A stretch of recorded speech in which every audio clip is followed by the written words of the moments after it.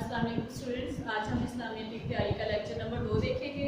कल हमने तौहीद के बारे में पढ़ा था, सूरह इखलास के बारे में पढ़ा था कि उसमें क्या बताया गया सूरह इखलास में कि अल्लाह ताला जो है तौहीद का सबसे ज़्यादा बार बार जिक्र किसमें किया गया सूरह इखलास में, यानी कि अल्लाह ताला एक है, उसके सिवा कोई इबादत के लायक नहीं है, उसका कोई शरीक नहीं है, ना उसका कोई हमसर है, ना उसका कोई बेटा है, ना वो किसी का बाप है। तो यानी कि हमने सूरह इखलास के बारे में कल पढ़ा था। फिर उसकी हर आयत के बारे में हमने पढ़ा कि आयत नंबर 1 में क्या बताया गया है, आयत नंबर 2 में क्या बताया गया, यानी कि पहली आयत में अल्लाह ताला की ज़ात, सिफ़ात और अफ़आल के बारे में बताया गया है, और दूसरी आयत में ये बताया गया है कि उसके साथ किसी को शरीक नहीं ठहराना चाहिए, वो किसी का मोहताज नहीं है, और कायनात का हर माबूद बातिल सिर्फ से खाली है, यानी कि जो सिफ़ात अल्लाह ताला की में पाई जाती हैं वो किसी और में नहीं पाई जाती। और तीसरी आयत में ये बताया गया था कि अल्लाह ताला ना किसी का बाप है और ना किसी का बेटा है, यानी कि अल्लाह ताला का कोई हमसर नहीं है, उसका कोई भी रिश्तेदार, कोई अजीज़, ना वो किसी का रिश्तेदार है, ना उसका कोई रिश्तेदार है। अल्लाह ताला अपनी ज़ात में वाहिद यकता है। तो इसके बाद फिर आखिरी आयत में ये बताया गया था कि यानी कि एक तरह से ऐलान कर दिया गया था इस बात का कि अल्लाह हर लिहाज से बेमिसाल और बेनज़ीर है, यानी कि जो काम अल्लाह ताला कर सकता है वो कोई आम इंसान या दुनिया की कोई भी हस्ती वो काम नहीं कर सकती, चाहे वो कितनी ही आला तरीन हस्ती क्यों ना हो, लेकिन वो अल्लाह ताला का मुकाबला नहीं कर सकती। जिस तरह जो काम अल्लाह ताला कर सकता है वो दुनिया की और कोई हस्ती नहीं कर सकती, और ना ही अल्लाह ताला के हमसरी होने का कोई दावा कर सकता है, यानी कि अल्लाह ताला का बराबर होने का कोई दावा नहीं कर सकता। और अगर इसके साथ अल्लाह ताला की ज़ात के साथ किसी को शरीक ठहराएंगे तो हम मुशरिक कहलाएंगे, यानी कि हम गुनाहगार, गुनाह अज़ीम में करार दिया गया है शिर्क। तो हम जो है अगर ऐसा भी करेगा तो वो शिर्क यानी कि शिर्क करेगा और वो मुशरिक में शुमार होगा। आज हमने तौहीद पर इस्लाम का ज़ोर, टॉपिक हमारा तौहीद का ही टॉपिक है, इसके आगे इसका पॉइंट है कि तौहीद पर इस्लाम का ज़ोर, यानी कि तौहीद जो है इस्लाम का बुनियादी अकीदा है। ये तो हम सब जानते ही हैं कि तौहीद इस्लाम का सबसे बुनियादी अकीदा, सबसे पहला अकीदा क्या है, तौहीद है, और इसी पर दुनिया और आखिरत की कामयाबी का इन्हिसार है, यानी कि हम अकीदा तौहीद पर ईमान लाएंगे तो ही हमारी ज़िंदगी जो है कामयाबी का मरकज़ बनेगी, अदरवाइज़ हम कामयाबी से महरूम रहेंगे, और हमारी आखिरत भी इसी से ही संभलेगी कि हम अकीदा तौहीद पर ईमान रखें। फिर उसके बाद है कि नबूवत के ऐलान के कुछ अरसे बाद हज़रत मोहम्मद सल्लल्लाहु अलैहि वसल्लम ने मक्का मुअज़्ज़मा में सफ़ा की पहाड़ी पर चढ़कर अपनी कौम कुरैश को पहला खुतबा दिया, जिसमें आप सल्लल्लाहु अलैहि वसल्लम ने फरमाया, यानी कि जब इस्लाम की तबलीग शुरू हुई, आप सल्लल्लाहु अलैहि वसल्लम पर अल्लाह ताला ने अपना पैगाम नाज़िल किया वही की सूरत में। तो उसके बाद आप सल्लल्लाहु अलैहि वसल्लम ने पैगाम लोगों तक पहुँचाया। अब लोग जो थे बुतों की पूजा करते थे और वो बुतों को छोड़ने के लिए तैयार नहीं थे, तो आप सल्लल्लाहु अलैहि वसल्लम ने एक सफ़ा की पहाड़ी पर चढ़कर कुरैश को पहला खुतबा दिया था। उसमें अल्लाह सल्लल्लाहु अलैहि वसल्लम ने फरमाया, या अय्युहन्नासु क़ूलू ला इलाहा इल्लल्लाहु तुफ़्लिहू, यानी कि इसका तर्जुमा है कि ए लोगो कहो कि अल्लाह के सिवा कोई इबादत के लायक नहीं, कामयाबी और फलाह पाओगे। यानी कि ए लोगो अगर तुम ये कहोगे कि अल्लाह के सिवा कोई इबादत के लायक नहीं है तो तुम कामयाबी भी पाओगे और यानी कि तरक्की भी करोगे और फलाह भी पाओगे, यानी कि तुम भलाई का रास्ता भी पाओगे। अकीदा तौहीद पर जोर देते हुए हुज़ूर सल्लल्लाहु अलैहि वसल्लम ने एक मौके पर फरमाया था, इन्नत तौहीद रास-ताती, तौहीद तमाम नेकियों की जड़ है। यानी कि आप सल्लल्लाहु अलैहि वसल्लम ने क्या कहा कि तौहीद के बारे में कि तमाम नेकियां, हम जितनी भी नेकियां करते हैं उसकी जड़ क्या है, तौहीद। अब जड़ जो है ज़मीन के अंदर होती है, जब उससे एक पौधा निकलता है तो उसकी बेशुमार शाखें निकलती हैं और वो बढ़कर एक तनावर दरख्त भी बन जाता है, और इस तरह से, लेकिन उसकी बुनियाद किस में होती है, जड़ों में। जड़ें उसको ज़मीन में मजबूती से जकड़ती हैं तो ही वो आगे बढ़ता है, फूटता है, फलता है। तो इसी तरह आप सल्लल्लाहु अलैहि वसल्लम ने एक मिसाल दी है कि तौहीद तमाम नेकियों की जड़ है, यानी कि अगर तौहीद पर हम कायम रहेंगे तो आगे हमारे बेशुमार रास्ते तरक्की के खुलते जाएंगे। यह अकीदा तौहीद ऐसा अकीदा है जिसकी सदाकत और सच्चाई पर खुद अल्लाह ताला ने फरिश्तों और आलमों ने गवाही दी है, यानी कि ऐसा अकीदा है अकीदा तौहीद कि जिसके बारे में ना सिर्फ अल्लाह ताला ने गवाही दी है बल्कि फरिश्तों ने भी गवाही दी है।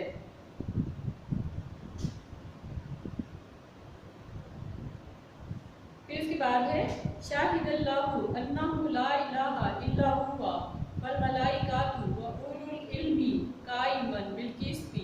سورہ آل عمران میں آیت نمبر 18 پہ بتایا گیا ہے کہ اس کا ترجمہ ہے کہ اللہ نے اس بات کی گواہی دی ہے کہ اس کے سوا کوئی عبادت کے لائق نہیں. یعنی کہ قرآن پاک میں سورہ آل عمران ہے تو اس میں یہ بتایا گیا ہے کہ اللہ تعالیٰ نے اس بات کی گواہی دی ہے کہ اس کے سوا کوئی بھی عبادت کے لائق نہیں. اور یہی گواہی فرشتے اور انصاف پر قائم رہنے والے عالم بھی دیتے ہیں.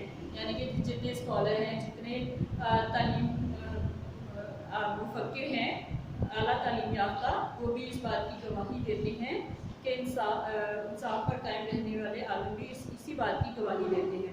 دنیا میں جتنے پیغمبر آئے ہیں ان سب کو خدائے واحد کی عبادت کی وحی کی گئی. یعنی کہ دنیا میں کتنے پیغمبر آئے؟ 1,24,000 پیغمبر دنیا میں اللہ تعالیٰ نے بھیجے اپنے لوگوں کی رہنمائی کے لیے، ان کی ہدایت کے لیے، ان کو سیدھا راستہ دکھانے کے لیے 1,24,000 انبیاء کرام بھیجے گئے.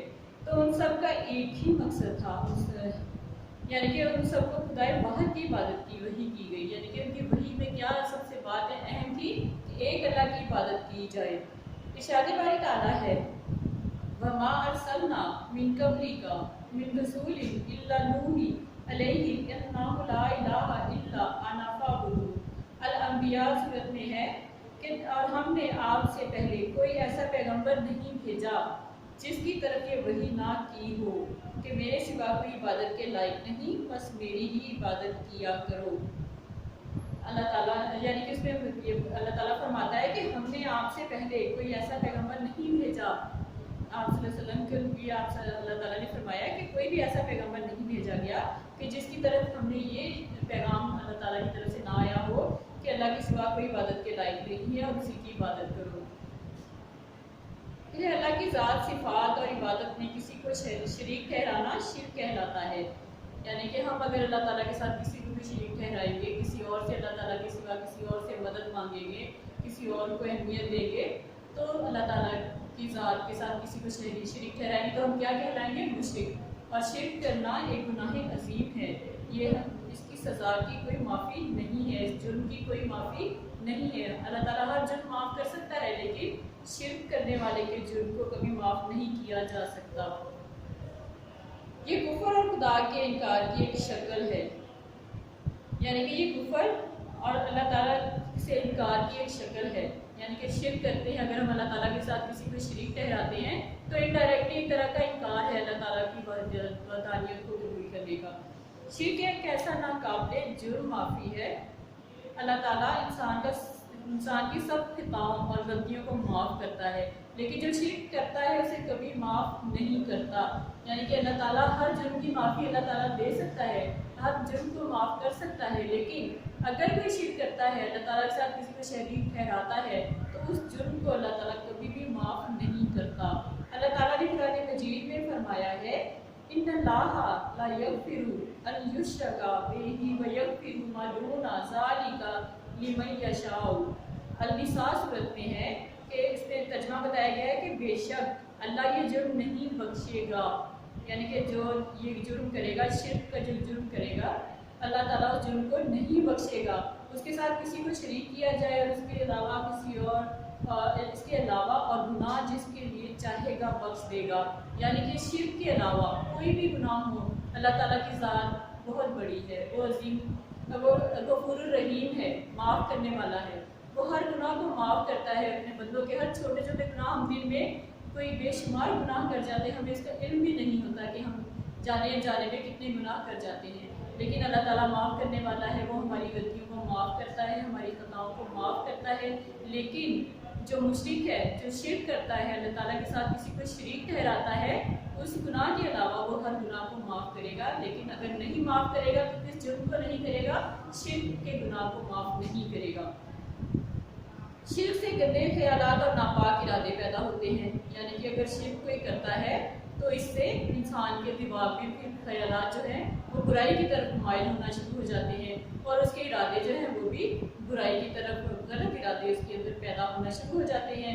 اس لیے قرآن مجید میں رب العزت نے مشرکوں کو نجس اور ناپاک قرار دیا ہے، کیونکہ جب انسان کی سوچ غلط ہو جائے گی، اس کے ارادے غلط ہو جائیں گے تو ڈیفینیٹلی وہ کام کام بھی غلط ہی کرے گا تو اللہ تعالیٰ نے اس کو نجس اور ناپاک یعنی کہ بہت ناپاک اس کو قرار دے دیا گیا ہے کہ یہ پاک لوگوں میں شامل نہیں ہو سکتا شرک کرنے والا۔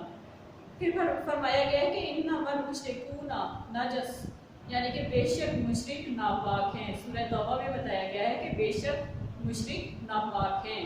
جو لوگ دوسروں کو اللہ تعالیٰ کے ساتھ شریک ٹھہراتے ہیں وہ ظالم ہیں، یعنی کہ ان کو ظالم قرار دیا گیا ہے۔ جو اللہ تعالیٰ کے ساتھ شریک کسی کو ٹھہراتے ہیں، جو شرک کرتے ہیں، مشرک لوگ جو ہیں ان کو ظالم قرار دیا گیا ہے۔ اللہ تعالیٰ کا فرمان ہے ان الشرک لظلم عظیم۔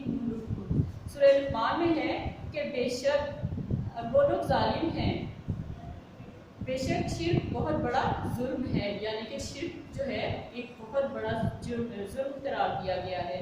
جرم پہلے کہا گیا، پھر اس کو اس میں ظلم میں قرار دے دیا گیا۔ پھر اس آیت میں شرک کو ظلم عظیم کہا گیا ہے، یعنی کہ شرک جو ہے ظلم جو ہے وہ بہت بڑا، عظیم ہوتا ہے بہت بڑا، تو بہت بڑا ظلم کہا گیا ہے شرک کو۔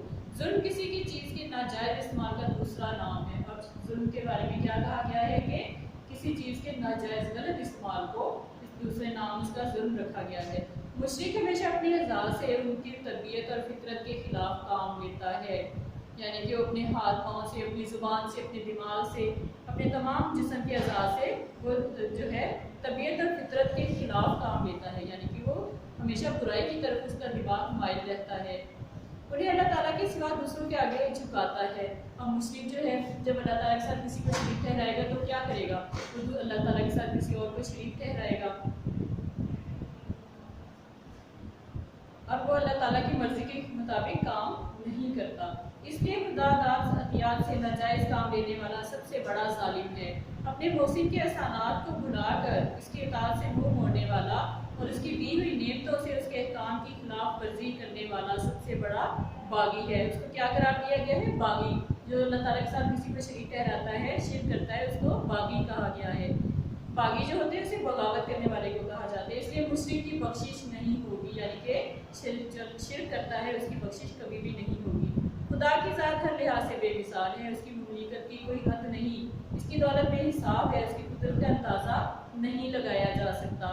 جاہل، ظالم اور باغی لوگ شرک کر کے خدا کو نقصان نہیں پہنچاتے۔ اگر مشرک لوگ جو ہیں وہ سوچتے ہوں گے کہ ان کے ایسا کرنے سے شاید اللہ تعالیٰ کو کوئی نقصان پہنچے گا، ایسا نہیں ہے، یہ ان کی سوچ ہے، ایسا کبھی بھی نہیں ہو سکتا۔ وہ اپنے شرک کا نقصان سراسر مشرک کو ہی پہنچتا ہے، یعنی کہ جو شرک کرتا ہے وہ اپنے لیے ہی اپنے جو ہے کنواں کھود دیتا ہے اور اسی میں اس کو گرنا پڑتا ہے۔ مشرک چونکہ اپنی عقل سے صحیح کام نہیں لیتا، اس لیے زندگی کے ہر میدان میں گمراہی اس کا حصہ بن جاتی ہے، یعنی کہ وہ زندگی کے جس میدان میں بھی وہ جائے گا اس کو غلط راستہ ہی ملے گا اور اس طرح وہ ہمیشہ جہنم اپنے لیے تیار کر لیتا ہے۔ وہ کائنات میں فساد اور ظلم کا دائی یا مددگار بن جاتا ہے، اور یہ اپنی زندگی خود اپنے لیے جہنم بنا لیتا ہے اور آخرت بھی خراب کر لیتا ہے، یعنی کہ دنیا میں تو وہ ذلیل ہوتا ہی ہے لیکن آخرت میں بھی اس کے لیے ایک جہنم تیار ہوتا ہے۔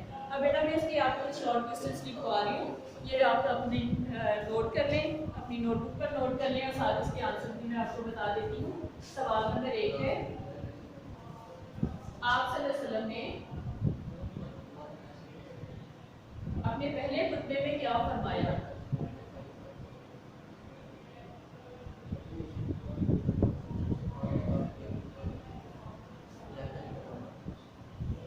اس کا آنسر بھی بک کے اوپر ہے، میں آپ کو بتاتی ہوں۔ یہاں سے یہاں سے اس کا ترجمہ جو ہے، اس کا کوشچن کا آنسر ہے، اے لوگوں کہو کہ اللہ کے سوا کوئی عبادت کے لائق نہیں، کامیابی اور فلاح پاؤ گے۔ پھر اس کے بعد سوال نمبر 2 ہے، شرک کسے کہتے ہیں؟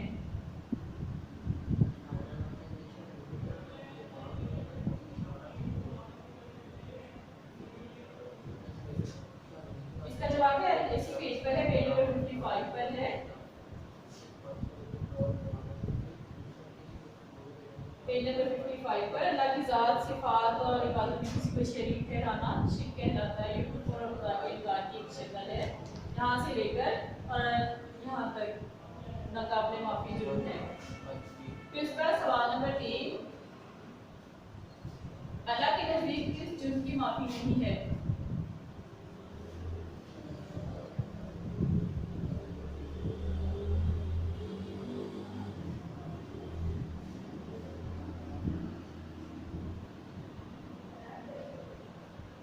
देख सकते हैं कि जुर्म की माफी नहीं है, ये भी पेज नंबर 56 पर है इसका आंसर। Page number 56। इन्नल्लाह ला यगफिरु अन युश्रिका बिही व यगफिरु मा दूना ज़ालिका लिमन यशाउ। इसका तर्जुमा आ जाएगा बेशक अल्लाह ये जुर्म नहीं बख्शेगा और नापाक करार दिया है। यहाँ तक इसका आंसर है सवाल नंबर 3 का। इसके बाद है सवाल नंबर 4।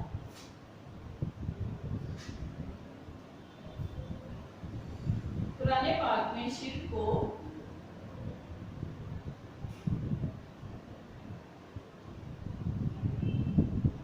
जुल्म अज़ीम क्यों कहा गया है?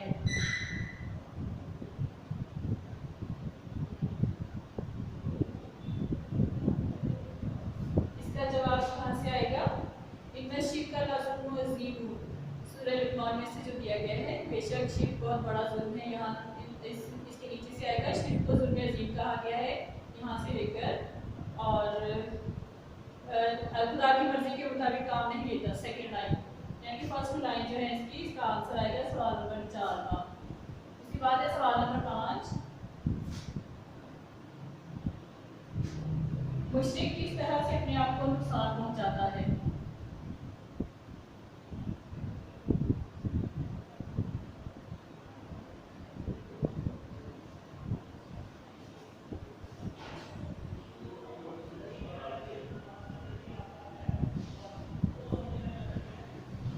जवाब देखिएगा इसी पेज पर, पेज नंबर 56 पर ही दिया है इसका जवाब कि मुशरिक किस तरह से अपने आप को नुकसान पहुंचाता है।